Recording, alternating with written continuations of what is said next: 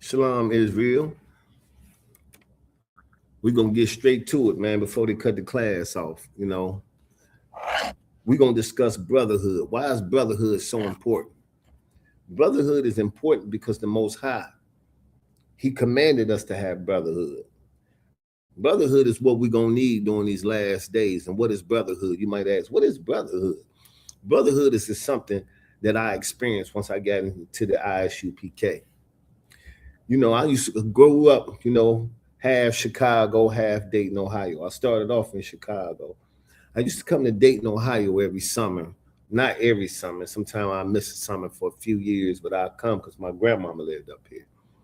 So I thought brotherhood was gang banging. I was a member of the Gangster Disciples. My father was a disciple. I mean, it just go all the way back, So it's like I was a part of that, and I thought that was real life brotherhood. But I never experienced the brotherhood I experienced until I became a member of the ISUPK. Until I became an Israelite, I've experienced brotherhood that I've never experienced. Sometime when I didn't have a place to lay my head, I got a place to lay my head. I needed something to eat. My brothers have had me something to eat. You know what I'm saying? If we go out somewhere and I ain't got it, they got it. It's like one for all for one. And they always preach this brotherhood. Brotherhood is a weapon. Brotherhood. What is brotherhood? What make brotherhood a weapon is because if we got each other's back, we stronger as a people. That's what make brotherhood a weapon. It's something that the Most High ordained for us to have, especially in this time. We really need brotherhood. Brotherhood is very essential and is important. So we're going to get off into some scriptures that's talking about brotherhood. It's talking about brotherhood.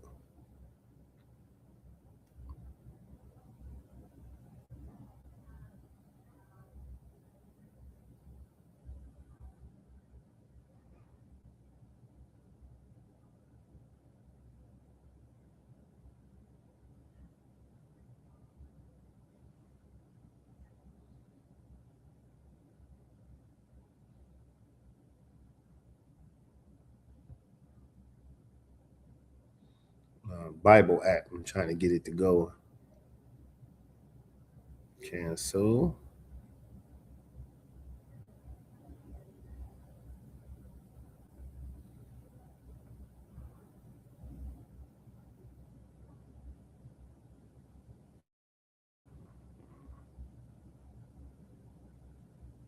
Hold on, y'all. Bear with me for a minute.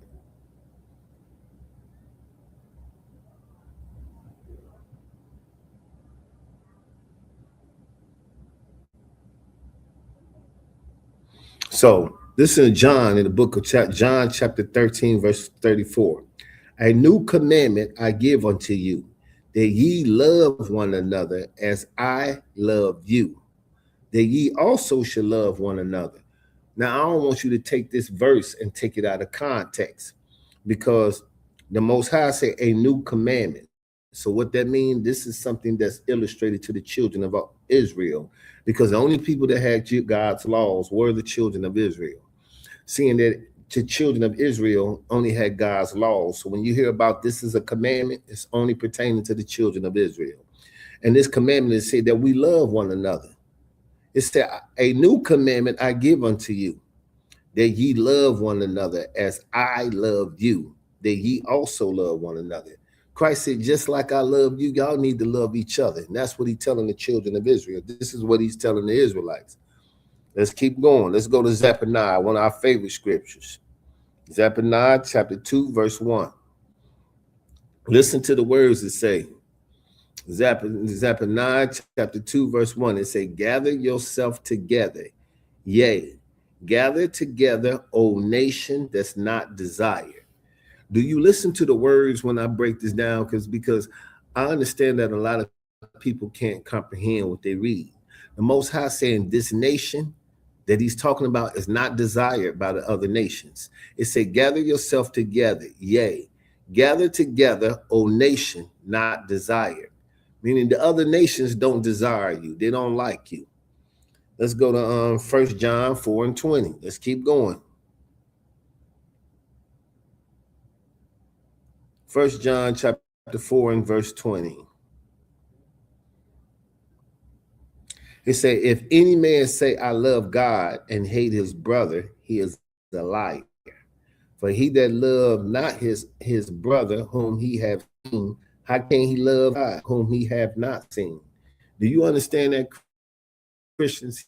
He said that you say you love me and then you hate your brother. He said, you're a liar. How can you love me, never even seen me, ain't never laid eyes on me, but you say you love me, but you hate your brother and you see him every day? You communicate with him every day. How can you say you love me and you hate him? That's what the scriptures are saying. This is not my words. It says you can't say you love your brother and then you hate. You say you love me and you hate your brother. Let's read that scripture again. It says, if a man say, I love God and hate his brother, he is a liar. For he that loved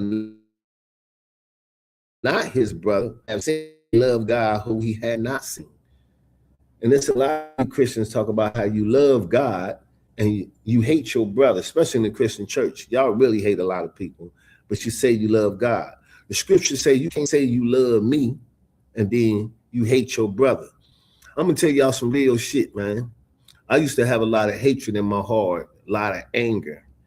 You know what I'm saying? And I had this school humble me a whole lot. A lot of brothers be seeing me, whether we in Chicago, wherever we be at, brothers bump into me and be like, damn, Jacoby, you didn't change. I'm still the same nigga. It's just now I have more understanding. I know a lot of brothers out here damaged. Brothers out here damaged. They out here on drugs. They out here going through shit. A brother get into it with his woman and see you and be like, nigga, what you looking at? The nigga really ain't got no beef with you. It's something he going through. So I got to a point now, I used to smile. I didn't bump into some guys like this that I know I would crush. And I'll be like, man, you got it, my nigga. I don't want no problem with you, brother. I don't want no problem with you, killer. And I'll walk off, you know what I'm saying, just because I know what I do to this brother. But his issue is not with me. He going through some shit. So by him going through some shit, he want to release this shit. By me knowing the scriptures now and me understanding this brother is going through some, me loving my brother, saying, you know what, bro, you got it. I'm going to walk off. You know, not because this nigga's a threat. I'm a threat. I'm going to walk off because I love you so much that I ain't going to do this to you. And I was actually strapped. And I still said, man, you know what, go ahead. You got it, man. And that's a part of the Most High commanding us to love one another. I ain't used to have no love for people like that. You know what I'm saying? I used to feel like if a nigga did something to me, I gotta get him back. I would toss and turn. Literally, I could not, like my anxiety would be up so bad. And me coming to these issues and learning from my brother saying, hey, that's your brother, man. Whether y'all falling, y'all gonna need one another. Everybody against us. All we got is each other. So we're gonna have to come together. I don't know what y'all be thinking, but everybody against us. I know you might got you a little Colombian friend, a little white friend, or whatever, somebody friend from a different ethnic group. They know their people is against you. So when the Most High is telling us, hey, the children of Israel, I got to come together. Y'all got to stick together. Let's go to the book 1 John 15. 1 John 3 and 15. See, when I read these scriptures, I know it don't say they teach in the Christian church. Whosoever hate his brother is a murderer. And ye know that no murderer had inherited a life by abiding in him. Whosoever hate his brother is a murderer, and ye know that no murderer had eternal life by him. Meaning, if I hate my brother, and I go to hurt my brother, ain't no shit abiding in me. Ain't no real shit about. A lot of people I hate doing a lot of killing now, and they killing about nothing. I know some niggas might say, nigga, how you gonna say something like that? Because sometimes the Most High put us in situations where we learn And he got different people he deal with. Nigga, I'm gonna take you through the fire because I got a different plan for you. But he might not take him through the fire. He might just kill this nigga. You know what I'm saying? I don't even give you I'm dealing with him. I'm not dealing with you like that. You know what I'm saying? So the Most High said we got to come together. If I love you, I ain't trying to hurt you, man. I put the news on nowadays. All I see is killing each other for nothing. We'll kill each other for nothing. We won't do the same shit to them other people, though. We'll find a reason not to do that to them. But when it comes to one of us, we won't even think twice. We kill each other down by a parking lot. We kill each other about anything. Every week now, you know what I'm saying? You turn on the news, I blame it on YouTube because a lot of these niggas, they getting this shit off YouTube. They watching my Chicago and these other cities, and they trying to mimic off that shit. Now every time you cut the news on, you seeing killing every day and day. That's all they doing now is killing now. And these be the same niggas I'm gonna see in the penitentiary that's gonna get TV. Yeah, I'm saying, and I say it in the nigga's face. I done seen it. So let's keep going. Let's go to Matthew 18 and 15. Matthew 18 and 15. Notice when I keep scriptures, all the Most High keep doing is bringing the children of Israel, saying, y'all come together. Yeah, you have to renew your mind. See, this is baptism in the Bible. Baptism, Jesus Christ's baptism was the washing of the word, not getting dipped in the water. The word that you hear is cleanse your mind. And what you mean by that, the washing of the mind is this. If I hear I can't smoke pork cigarettes, and I read I can't smoke, that baptism I received is me repenting, and now I don't smoke the cigarettes no more. That's the repenting part. That's the washing of the mind. If you just dip the water and come back up, nigga, I'm just a wet nigga that's gonna still be smoking cigarettes. Why? Because I didn't change my mind. You got to change this. This is where everything started from. When it talks about your heart in the Bible, it's talking about your mind. This just pumps blood. This is where the thoughts come from. Before you even do something, when you see a girl, the thoughts pop here first before you even act on it. It always started here first. So let's go to Matthew real quick. Matthew 18 and 15. When you go to Matthew 18 and 15, it states, moreover, if thy brother shall trespass against thee, go and tell him his fault between thee and him alone. And if he shall hear thee, thou shalt have gained a brother. Meaning, if I got a problem with another black man or we have an issue, you know how y'all like to get on Facebook and be talking shit about a friend that he don't even know y'all beefing. Yeah, I just told him, I'll be reading some Facebook pages. Sometime I get on Facebook and be like, who this nigga talking to?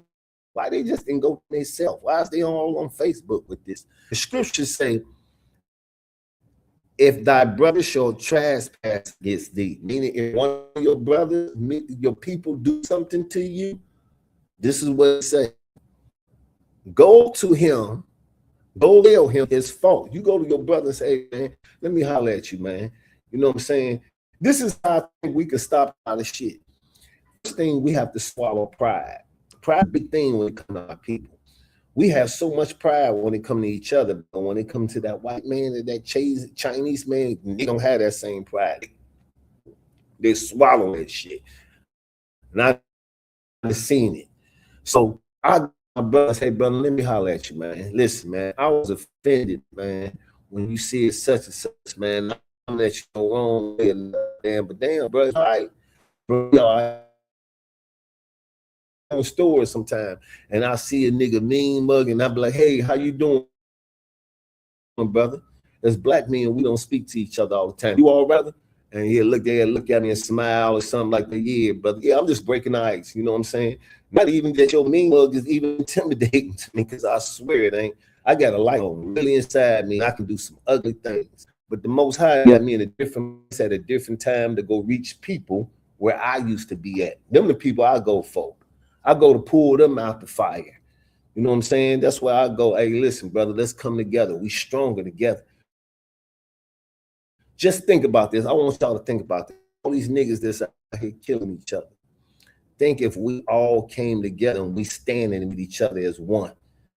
Do you know how fucking strong people we'll be? I really need y'all to think about that. Now that's strength right there. That's something that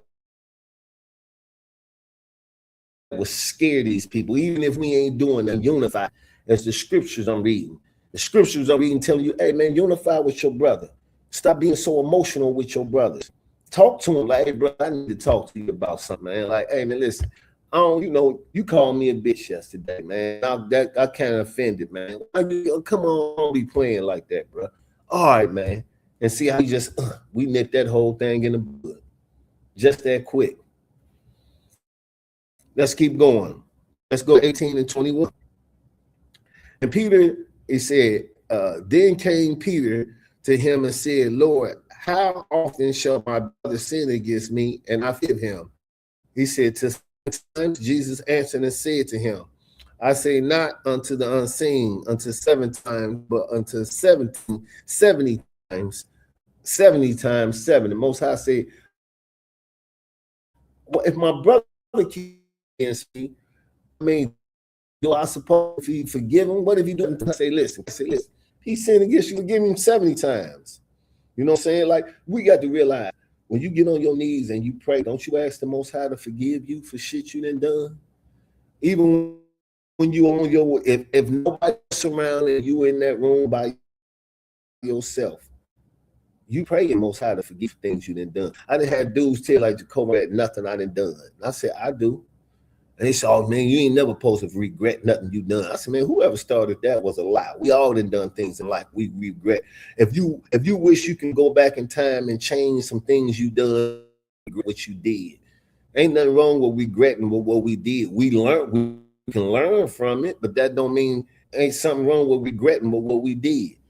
I regret a lot of shit I did because I believe I destroyed a lot of lives in my lifetime. So to the point I believe like whatever mission the Most High got me on, this is a mission. It used to be a time where I was like, it's the thing to me. Money ain't even a thing to me no more, man. It's just living life. You know what I'm saying? After sitting in them prison cells and you seeing dudes ain't never going to see you young niggas don't go out there. All that bang, shoot them up. That shit cool. When white folks get you downtown, mama can't help you. And your attorney, to get a good fight a murder case, you're going to need at least 50, 1,000 and better. 10, 20, 30, that shit ain't going to work. You going to, them 10 going to start off as a retainer fee. After that first court hearing, he going to want some more money. You ain't got it. You ain't got it. And then you hoping now all of a sudden, all the bang, all that's dead now. Now you wondering, you wishing, all them little young rappers you see on TV, all them, everybody regretting the shit they was doing out. Look at Lil Durk. His team turned on him. That's how that shit be when it gets you downtown. All that we cool, all these niggas talking about, I ain't never ratted on a nigga. You niggas ain't never been in no situation to rat on a nigga. Ain't never been in nothing but just running y'all mouth. That's all y'all been in. Y'all ain't been in no situations to tell on nothing. So when y'all be like, oh nigga, if I would have been down there with Lil Durk, I would have did the same thing them other niggas did Lil Durk. Because when it comes to you talking about that death penalty and that life, shit get real. 18, 19, 21, 22, 23. Most High said the brotherhood. What I'm reading to you is about unifying a brotherhood, man. The little petty beefs and shit, put that shit aside. Most of the niggas killing is over pride. Real shit, pride.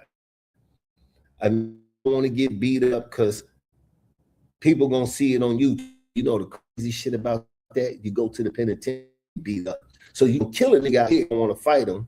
You know, you kill a nigga out here because your pride, and you ain't fighting no nigga. I don't fight no nigga. I kill. So you kill a nigga out here. Then you go to, and guess what? Now you still got to fight.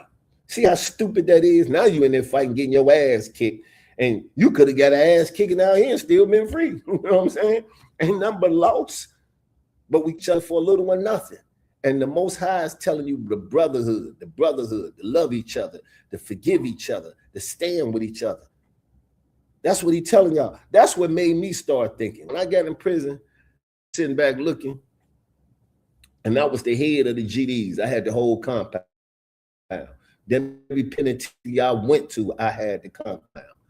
It used to be like, we were stronger, unified. I noticed when we unified, couldn't nothing stop us. I wouldn't care who came in there, got knives or what. We was too strong for anything moving in there, anything moving. And anybody who was in the prison with me would tell you this. We was stronger than anything moving in there. Couldn't hear in here, could nothing touch me. And I had a motto: if you do something to a black man in here, I wouldn't care what they claiming. I'm at you. I went at the MS-13s, anything. I always been on some brotherhood because I grew up like that kind of in Chicago. So before I even came to Dayton, it was always a black pride, black love. You know, just niggas was running with different tribes at the time. But I'm talking about unifying our tribes. The same way the Most High told me.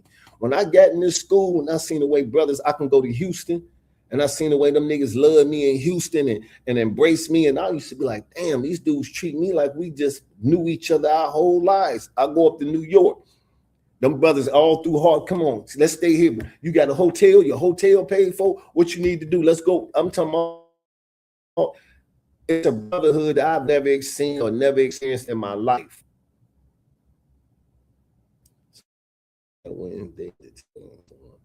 Yeah, that's when they get downtown. They get to doing all that telling down there. When the white folks come in there and say, drop that book. Hey, this right here, this right here. What you do? Got your picture, your fingerprints and everything right here. And you looking at 30. Oh, you don't want to, but I'll let you cop out to life. I ain't copping out to no 20. All right, we gone. Next time they on the track, man, what they give you? Man, they gave me 40 to life. You know how many partners I got in the joint that been locked up, man? I've been doing 30 years. Came home and did after doing 30 years. Robbie, Hank, other Robbie Landers. I know so many dudes coming home after doing 30 went in as juveniles. And I got partners trying to come home after doing 30. Everybody tell you, man, listen, we got to unify and come together, man. This ain't something I asked, and this is something that the Most High commanded us to do, to be unified as a people, man. To be, y'all talking about coming, fuck voting. Voting ain't gonna do nothing. Us unify and do something stronger than voting. I remember when there was a time when I was coming up as a shorty in Chicago. This is crazy. I was talking about this. We used to be so unified as a black people. I used to knock on your door and be like, can I get a cup of sugar? And as black, I know this sounds crazy to people because y'all might not think this was going on back then. I could knock on your door and ask for a cup of sugar. Get a cup of my community was. And you would give me the sugar. You might knock on my door and say, hey, you got some ketchup? And I'd be like, yeah, hold on, shut the door. My mama might be like, hey, which ketchup you giving them? Don't give them the hunt. Give me that hunt. Give them that ketchup. You tell that ketchup. Don't give them that ketchup. That's how it was as a black folks. When we was in Chicago, I was coming up like that. It was so unified. Like black families, like we would communicate. We would mess with each other. You know what I'm saying? If I didn't have something, I might come your door.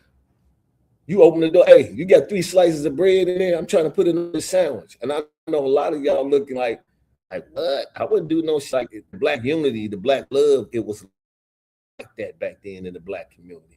We can borrow from each other. We had, I mean, I ain't saying it wasn't no killing back then, but it was more camaraderie amongst black people. Now, as black folks, we'll walk past each other and won't even, but then we see the white folks, we'll speak to them, we won't even speak to each other. Real shit. You know? Let's keep going. Let's go to the book of Luke.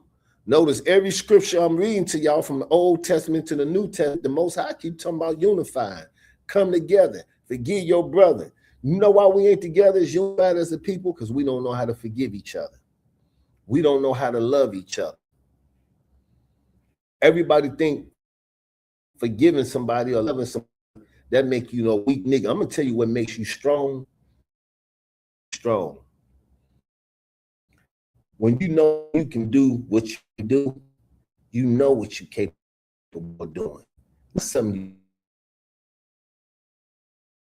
you can do it in your sleep. And a guy approaches you and you know he's weak. You know the advantage is yours. You know, like this nigga's like, cake. Let me give y'all a story. I seen a brother one day coming out the store, big dude. He's all frowned up. I said, hey, how you doing? Nigga, I ain't your brother. I said, damn, but what all that tough shit about? So I pop out the car. So we go back and forth. I'm still a little bit messed up in the head. I did.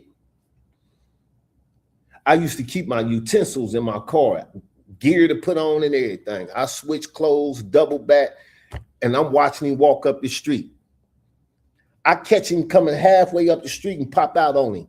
He look at me and I see him. He looking at me like kind of froze up. And I just smiled at him. I smiled to let him know, like, nigga, I had you. You wasn't the wolf. I was the wolf. You the shit. Just humble myself. I just wanted to show, like, in my mind, nigga, I know you still got it. Let me show this nigga. Like, I spared you. You didn't spare me. I spared you. Why? Because I got this brotherhood. When I picked this scriptures up, and I don't even believe in Christianity. The Bible is a history book. The Israelites is my people. That's who it was. So I believe in this book as a history book. I don't believe in no religion. So let's get that straight. When I say I'm an Israelite, I say I'm the people of the book. I'm not an African American. I became an African American in 1985. I was when I was born. Most people don't even know if they're born in the 70s. You wouldn't even know fucking African American. It's like black people, we don't know nothing. From the time we school, they program us. They teach us what they want us to know. And a lot of us don't know nothing about ourselves because they don't teach. Like right now, they're trying to teach in school that we benefited from slavery. And I don't hear no black politicians and stuff bucking against this. They don't speak out against stuff like this because a lot of these niggas be sellouts. When you get up in certain positions and they get to pushing that money on you, different routes. Even from the time going to college, they program you to be good workers. They don't program y'all to own your own or run your own business. They program you to work. I think it was Rockefeller. Rockefeller said they invented schools because they wanted good workers, not leaders. They need a bunch of leaders, a bunch of workers. Rockefeller said that. So that's why you got schools to be good workers. So if you're not being a person that educating yourself or a group of people or a community educating you about what's going on, you're going to lose. You're going to lose. And a lot of times it'd be so sad that we get to know, wait to the last minute every time before we can want to switch up. We always wait to the last minute. No. See, I know what it's like when a nigga get downtown. And niggas be thinking these niggas be 100. Why? Because I've been told on 100 times. 100 times I've been told on. So I bang, bang, shoot them up, shit, we gonna go down there. You're gonna find a few niggas that's gonna stand 10 toes down. You is. But nigga gonna get down there and get to thinking they gonna call that girl. Oh, the first time she missed that phone call, that next phone call is gonna be like, can I talk to the prosecutor office? He want to get out of jail because he want to go see what's happening with them skins. Who got his woman? So that nigga is enough. That's gonna make a lot of them niggas flip the script right then and there. Like shit, I ain't about to go to nigga. I ain't about to, you know what I'm saying? Brotherhood is a weapon, man. When you get to niggas that's certified and strong, and y'all standing together as a people or chain, you know, a chain is only strong as the links in the chain. The stronger the chain is, the links, the stronger the chain is. So when you got a group of niggas and y'all stronger together, meaning it has to be a sense of loyalty, brotherhood. That means you can't be bought. Nowadays, niggas just too easy to be bought. I don't even like guys anymore. You can just buy guys for anything now. No, you can buy them so cheap now, it's pathetic now. You know what I'm saying? These niggas don't have a sense of loyalty for nothing. They ain't even got a loyalty for the guys they run with now. That shit just... Everybody think it's cool to be grimy or slimy now. I guess that's the new thing now. You know what you say? Pooh Shiesty.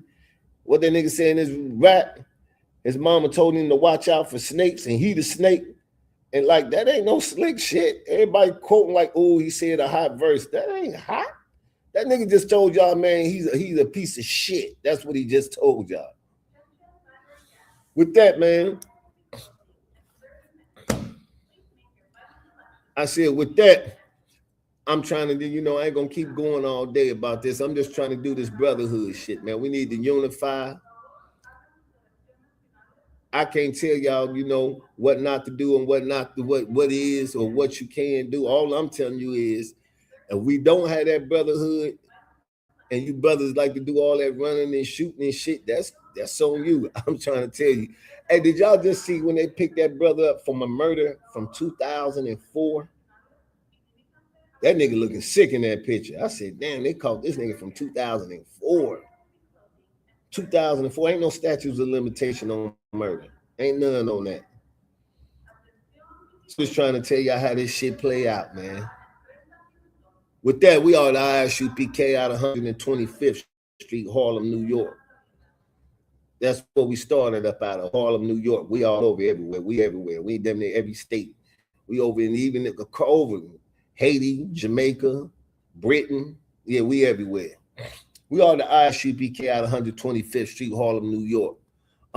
The Commanding General Yohana, to all my blacks, Hispanics, and Latinos. That's of Negro and Native American descent. If you are a Spaniard, this message is not for you. You might as well be a Peckerwood. Shalom.